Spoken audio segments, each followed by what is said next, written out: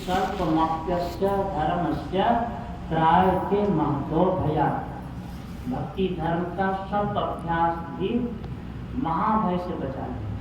महाभय वही हुआ मनुष्य शरीर से निकलकर के जीव नीचे अधोगति में चला जाए, वही महाभय। तो भगवान कृष्ण कहते हैं कि वो महाभय में नहीं जाएगा, महाभय से बचा लेगा। इतना यह संस्कार इतना जबरदस्त है, नीचे गिरने नहीं देगा। तो सबको यह धारण करना चाहिए कि नहीं? जितने मनुष्य शरीरधारी हैं सबको यह काम करना चाहिए। ब्रह्मा जी कहते हैं जितने मनुष्य अंधारी हैं प्रभक्ति कर सकते सभी, अंतरो बाहर भक्ति कर पता जाना चाहिए।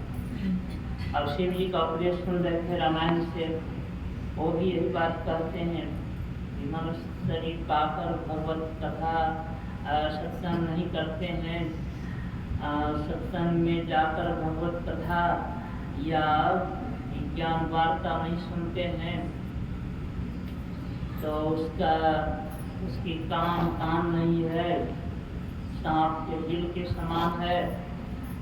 आंखों से संतों के दर्शन नहीं करते हैं तो आंख नहीं है, मोर के पंख पर की चित्रकारी के समान है।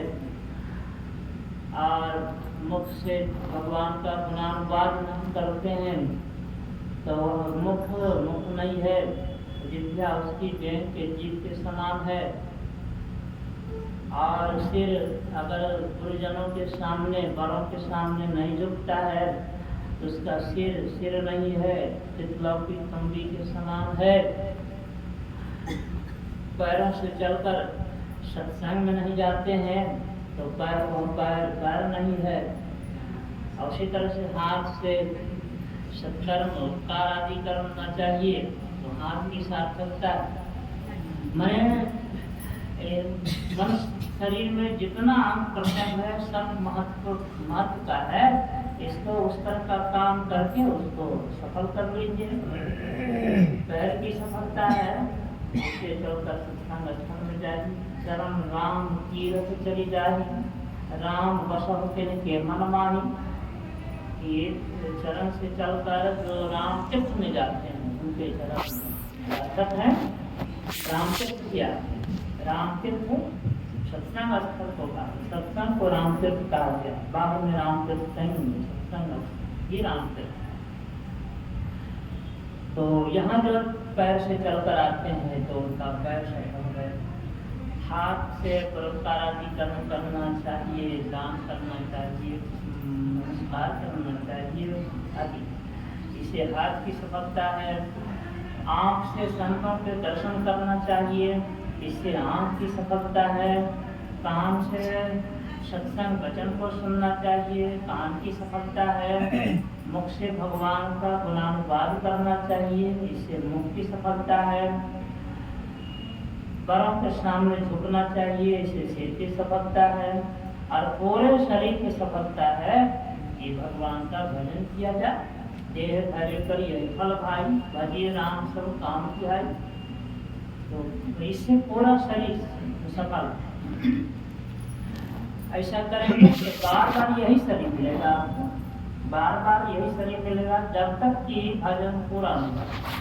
और भजन पूरा हो जाएगा तब तो फिर मनुष्य की देह भी नहीं मिलेगी, परमात्मा को पाकर परमात्मा ही हो जाएंगे। कहेंगे कि मनुष्य की देह नहीं मिलेगी तो फिर फायदा। मनुष्य की देह की तो बड़ाई बहुत आपने सुनी और लिखा भी है कि देवता भी इसकी चाहना करते हैं और इसी शरीर से सब सुख भोग सकते हैं, सब सुख भोग सकते हैं इसी शरीर से। देवता लोगों ने ब्रह्मा जी से प्रार्थना की थी कि एक ऐसा शरीर बनाइए जिस शरीर के माध्यम से हम संसार के समस्त सुखों को भोग सकें। तो ब्रह्मा जी ने घोड़ा का शरीर बनाया, उसमें मानवीय शरीर नहीं बना, घोड़ा का शरीर बनाया। देवताओं ने अस्वीकार कर दिया। तब गाय का शरीर बनाया, उसको भी देवताओं ने अस्वीकार कर दिया। तब मनुष्य का शरीर बनाया तो सब देवताओं ने बड़ी प्रसन्नता से शरीर को स्वीकार किया। हाँ, यही शरीर चाहिए, इसी शरीर से हम सब तरह के सुख सुविधाओं को भोग सकते हैं। क्योंकि देव शरीर सूक्ष्म शरीर है, उससे सब सुख सुविधा भोग नहीं सकते हैं। मनुष्य शरीर से सब सुख सुविधा भोग सकते हैं। वह सुविधा, वह सुख जो देवताओं को भी दुर्लभ, देवताओं को भी दुर्लभ, वह सुख मनुष्य शरीर से भोग सकते हैं। रामायण में लिखा हुआ नरतन समलहि